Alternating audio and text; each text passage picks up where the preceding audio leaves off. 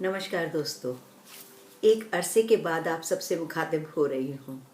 कारण बताने बैठूं तो कहानी रह जाएगी।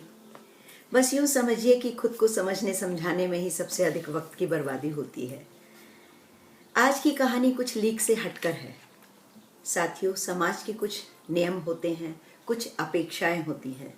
यदि किसी भी रिश्ते में वे खरी ना उतरें तो कहानी ही बनती है। तो प्रस्तुत है आज की कहानी अधीरा। यह मेरी स्वरचित मौलिक रचना है। कहानी से पहले सदैव की भांति हमारे डॉक्टर साहब के लिए दो पंक्तियां।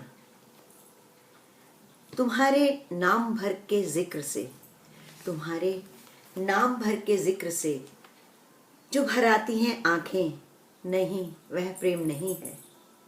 रोक कर उस सैलाब को, रोक कर उस सैलाब को जो मुस्कुराती हैं आंखें, प्रेम की परिणति तो वही है।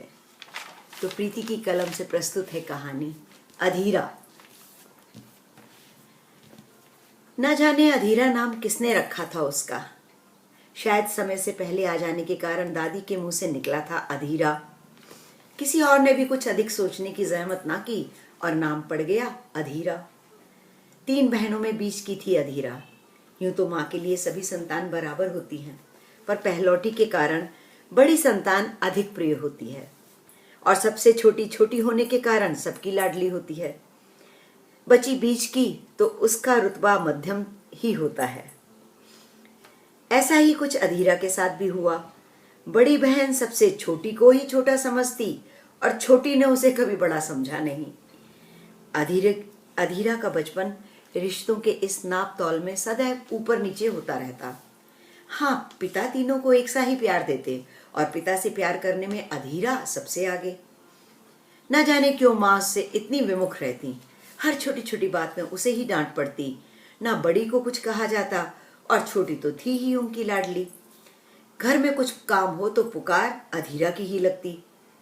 ज्यों ज्यों सब बड़ी हो रही थी, अधीरा के मन में विद्रोह की भावना प्रबल होती जा रही थी। अंतर मन में उसके माँ व बहनों के प्रति शिकायतों का गुबार बढ़ता जाता था। बड़ी बहन फेल भी हो जाए तो कोई बात नहीं, उदाहरण फिर भी उनका ही दिया जाता। देखो कितनी सलीके वाली हैं, कितनी सुघड़ हैं, और एक तुम हो निरी जंगली। इतना सुनते ही अधीरा आग बबूला हो जाती और इति फिर कुछ तोड़ फोड़ कर ही होती। बदले में माँ से मिलती मार और बहन से ताने। छोटी का हंसता चेहरा देख उसे ही 2 चपत लगा देती और वह रोती हुई माँ से शिकायत कर आग में घी डालने का काम करती। इस नाटक का अंत पिता के घर आने पर ही होता। वे शांत भाव से सबकी बातें सुनकर रोती हुई अधीरा को चुप कराते, प्यार से खाना खिलाते और एक ही बात समझाते। देखो अधीरा, तुम इस घर का हीरा हो। हीरे को बहुत तराशना पड़ता है और बहुत संभाल कर भी रखना पड़ता है। तुम अपना समय व्यर्थ न गंवाकर पढ़ने लिखने में ध्यान लगाओ। पर पिताजी, ये लोग मुझे वे बात पूरी भी ना होने देते और एक बात और समझा देते। देखो, शिकायत करना बहुत आसान है, पर शिकायत करने से तुम्हारा मन ही तो हल्का होगा। ना उनका सुधार होगा, ना तुम्हारा उद्धार। तो बेहतर होगा शिकायत करने में भी वक्त मत बर्बाद करो। उस समय पता नहीं अधीरा को ये बातें समझ में आती कि नहीं, पर उसका मन अवश्य शांत हो जाता। हाँ, एक लाभ यह हुआ कि उसने अपने आप को पढ़ाई लिखाई व किताबों की दुनिया में व्यस्त कर लिया। नतीजन हर कक्षा में अव्वल आती। पिताजी प्रसन्न होकर हमेशा कुछ न कुछ इनाम देते। छोटी बहन भी अब कुछ तमीज से पेश आती, पर माँ को वह कभी खुश ना कर पाई। वे कुछ न कुछ कमियां निकाल कर उसकी सारी मेहनत पर पानी फेर देती और बड़ी बहन क्योंकि खुद कभी अच्छे नंबर ना ला पाई, माँ का साथ बढ़ चढ़ कर देती। बहुत कोशिश करने पर भी वह कुछ ऐसा ना कर पाई कि माँ उसकी पीठ थपथपाए। हाँ, कभी कुछ तोड़ने पर या बहनों की झूठी शिकायतों पर पीठ पर धौल जरूर पड़ जाते। तंग आकर अधीरा ने ये प्रयत्न छोड़कर सब कुछ उल्टा ही करना शुरू कर दिया। जब सब्जी का ध्यान रखने को कहा जाता, वो जल जाती। दूध हमेशा उबल जाता। पंखे, बत्ती, नल हमेशा खुले छोड़ती। लगता था प्रतियोगिता चल रही है माँ बेटी के बीच में, पर हार दोनों ने न मानी। बचपन की इस लड़ाई ने बड़े होते न होते नफरत की दीवार खड़ी कर ली एक दूसरे के बीच में। अब नोक-झोंक इतनी ना होती, पर एक अनबोला सा रहने लगा दोनों के बीच में। पिता के प्रोत्साहन से अधीरा पढ़ने में बहुत होशियार निकली। लगभग 8वीं कक्षा तक मेरे साथ रही, फिर साइंस में रुचि होने के कारण दूसरे सेक्शन में चली गई। बहुत अच्छे नंबरों से सीनियर सेकेंडरी करके उसे अपने मन चाहे मेडिकल कॉलेज में दाखिला भी मिल गया। मिलना अब कभी कभार ही होता, वह भी घर छोड़कर अब हॉस्टल में रहने लगी थी। छोटी बहन व पिता अक्सर उससे मिलने आते, बड़ी बहन भी कभी कभी आ जाती, पर माँ कभी नहीं आई। मौका लगते ही वह मेरे घर अक्सर आ जाती थी। एक दिन मैंने उससे पूछा, माँ से इतनी नफरत क्यों करती हो? मेरी ओर गंभीरता से देखकर बोली, क्या पैदा हुए बच्चे को नफरत शब्द के बारे में भी पता होता है? मैं नहीं करती नफरत, बस वे मुझे पसंद नहीं करती। शायद मेरी दोनों बहनें देखने में मुझसे अधिक सुंदर हैं, सलीके वाली हैं, या फिर माँ अपेक्षा कर रही होंगी कि उनकी दूसरी संतान लड़का होगी और मेरे आने से जो उनको धक्का लगा उससे वे उभर ही ना पाए। जो भी कारण रहा हो, सच्चाई तो यही है कि मेरा मन भी उन्हें माँ मानने को नहीं मानता। बात आई गई हो गई। धीरे धीरे उससे मिलना भी कम हो गया। डॉक्टरी की पढ़ाई कुछ आसान तो होती नहीं। मैं भी अपनी और नई नौकरी व घर गृहस्थी में व्यस्त हो गई। करीब 8 साल बाद अधीरा के विवाह का न्योता आया और आग्रह भी कि तुम्हें अवश्य आना है। बड़ी व छोटी बहन की शादी पहले ही हो चुकी थी। अधीरा के पति सहपाठी डॉक्टर ही थे। वह भी अब एमडी करके कैंसर विशेषज्ञ बन गई थी। दोनों ही शहर के बड़े अस्पताल में काम कर रहे थे। बहुत उत्साह के साथ विवाह में शामिल होने मैं पहुंची। विवाह का आयोजन पिता ने बहुत सादगी व सुरुचिपूर्ण ढंग से किया हुआ था। माँ, बहनें सभी बहुत उत्साह और खुशी खुशी सब रस्में निपटा रहे थे। मुझे आया देखकर माँ बहुत खुश हुई। मैंने भी सोचा, चलो अंत भला तो सब भला। अधीरा से एकांत में बात करने का मौका तो नहीं मिला, पर उसके चेहरे की चमक व खुशी देखकर अंदाजा हो गया कि सब ठीक है। दोनों को अपने घर आने का न्योता देकर मैंने विदा ली। मजाक में डॉक्टर साहिबा कहने पर बोल उठी, अरे नहीं, तेरे लिए तो मैं वही अधू हूं। कुछ उसके कुछ मेरे व्यस्त रहने के कारण न्योते का दिन ही तय नहीं हो पाया। फोन पर ही बात हो जाती थी। एक दिन अचानक सुबह ही उसका फोन आया। बस 2 शब्द बोली, पिताजी चले गए, और फोन रख दिया। कैसे, कहाँ, कुछ पूछने का मौका ही नहीं दिया। घर पहुंचकर पता लगा कुछ दिन पहले ही बीमार हुए थे।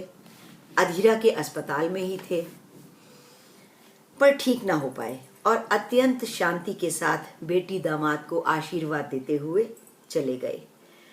लगता था उनके जीवन का सब संकल्प पूरा हो चला था। माँ को देखकर बहुत धक्का लगा। एकदम निरीह, लाचार और कमजोर लग रही थी। अब अकेले कैसे रहेंगी? अधीरा चुप थी। बड़ी बहन तुरंत बोल उठी, उसके यहाँ तो माँ का रहना संभव नहीं है। किसी ने ना पूछा कि क्यों। छोटी ही माँ को गले से लगाए बैठी थी। यह समय इन बातों को करने का भी नहीं था, और वैसे भी ये उनका पारिवारिक मामला था। अधीरा के दुख की कोई सीमा ना थी। उसके व्यक्तित्व को बनाने में जिस व्यक्ति का सबसे बड़ा हाथ था, आज वे पिता चले गए थे। इस दुख के आगे वह कुछ भी नहीं सोच रही थी। कुछ दिन बाद यूं ही हालचाल लेने हेतु उसे फोन किया तो बहुत व्यस्त लगी अपने अस्पताल में। बाद में करने को कहकर फोन ही रख दिया। फिर बहुत दिनों तक उसका अता पता नहीं रहा। मैं भी अपने बच्चों की पढ़ाई व स्कूली नौकरी में इतना व्यस्त रही कि समय ही ना निकाल पाई उससे मिलने का। एक दिन संध्या को अपने सब कामों से फुर्सत पाकर चाय का प्याला हाथ में लेकर कुछ सुकून की दरकार के साथ जो ही बैठने को हुई कि डोरबेल घनघना उठी। कप हाथ में लिए कुछ नाराजगी से जो दरवाजा खुला तो सामने अधीरा खड़ी थी, एकदम अस्त व्यस्त थी। मेरे हाथ से लगभग चाय की प्याली छीनते हुए बोली, तुम और बनाओ अपने लिए, और धम्म से आकर दोनों पांवों पर रख सोफे में धंस गई। कुछ सेकंड लगे मुझे उसे समझने में, फिर मुस्कुराते हुए उसके सामने बैठ गई। सीधे अस्पताल से आ रही हूं, फोन करने का भी समय नहीं मिला। मैं उसके चेहरे को देखकर समझ गई कि कुछ तो अघटित घटित हुआ है। अच्छा तुम तनिक सांस लो, मैं और चाय व नाश्ता लेकर आती हूं। अरे नाश्ता नहीं, खाना हो तो वही ले आओ, बेतकल्लुफी से वह बोली। मैं समझ नहीं पाई कि अधीरा आज बहुत खुश है या परेशान है। जानने की उत्सुकता में जल्दी जल्दी जो रसोई में था लेकर आ गई। मेरी ओर देखे बिना झट से एक पराठा उठाकर उसमें सब्जी रख रोल बनाया और गपागप खाने लगी। तुम्हारा नाम अधीरा सही रखा है, मैं हंसकर बोली। माँ मेरे पास है, बम छोड़ने जैसे अंदाज से उसने यह खबर दी। अच्छा ये कैसे? बताती हूँ। खाना खत्म करके हाथ झाड़कर चाय की चुस्कियों के साथ उसने बताना शुरू करा। पिताजी के जाने के बाद कुछ दिन छोटी बहन माँ के साथ रही। बड़ी बहन बहुत कम ना के बराबर आ पाती। अधीरा जब भी वहां जाती दोनों के बीच अनबोले का सन्नाटा और गहरा हो जाता। वैसे भी पिता के ना रहने पर वहां जाने का कोई मकसद ही ना रह गया था। पर तुम्हारे विवाह पर तो वो बहुत प्रसन्न थी, मैंने कहा। हाँ खुश तो होंगी, उनकी आंख का कांटा जो दूर हो गया था। तो फिर अब क्या बदल गया? यही बताने तो आई हूं। कुछ गंभीर होकर उसने बताना शुरू किया। एक दिन अचानक घर जाने को मन हुआ। पहुंचकर देखा माँ बिल्कुल अकेली बुखार में तपती हुई पड़ी थी। बहुत मुश्किल से दरवाजा खुल पाई और निढाल हो वहीं बैठ गई। पूछने पर बताया कि लगभग 1 महीने से तबीयत खराब है। छोटी बड़ी दोनों बहनों में से कोई नहीं आ पाई। रही होंगी कुछ घर में समस्याएं। तो मुझे फोन करती। यह कहने पर माँ ने बस आंखें झुका ली। ठीक है, कैसे फोन करती, मैं तो आपकी बेटी ही नहीं हूं। माँ की झुकी आंखों से गिरते आंसू देखकर अधीरा की जीवन भर की शिकायतों का पुलिंदा न जाने कहां गायब हो गया। तुरंत फोन करके एम्बुलेंस बुलवाई, माँ को बैठाकर घर में ताला लगाया और पहुंच गई अस्पताल। इस बात को लगभग 5 महीने हो गए हैं। तब से माँ उसके पास ही हैं, कभी घर वापस नहीं गई। वह ही जरूरी सामान जाकर के ले आई थी। पर हुआ क्या माँ को? कैंसर है, पर ठीक हो जाएगा, बहुत विश्वास से वो बोली। हाँ बिल्कुल, जब तुम्हारे जैसी लायक डॉक्टर बेटी हो तो क्यों नहीं होंगी माँ ठीक। हंसकर वो बोली, है ना, मैं जानती हूं माँ को ठीक कर लूंगी। जीवन में पहली बार अधीरा के चेहरे पर असीम संतोष व प्रसन्नता की चमक दिखी। बस यही बताने आई थी तुम्हें, अस्पताल जाना है, जल्दी जल्दी कहते हुए उठ खड़ी हुई। तुम आना माँ से मिलने? हाँ जरूर कहते हुए उसे बाहर छोड़ने आई। जाते जाते पूछ ही लिया, अब तो माँ से कोई शिकायत नहीं? हाथ दबाकर मुस्कुराकर अधीरा ने जवाब दिया, नहीं, अब माँ को बेटा ना होने का कोई रंज नहीं। गाड़ी से मुंह निकालकर दूर दूर तक हाथ हिलाती रही। उसके चेहरे के एक कोने से दूसरे कोने तक फैली मुस्कुराहट उसके दिल का हाल कह रही थी। तो साथियों, यह बात तो तय है कि कुछ लोगों को कभी कभी कुछ पाने के लिए बहुत त्याग और तपस्या की जरूरत होती है। सबको सहज ही सब कुछ प्राप्त नहीं होता, फिर चाहे वह अपनी सगी माँ का प्यार ही क्यों ना हो। आशा है आपको अधीरा की कहानी पसंद आई होगी। आपके सुझाव व टिप्पणियों का सदैव स्वागत है। अवश्य दें। सुनने के लिए बहुत बहुत धन्यवाद व नमस्कार।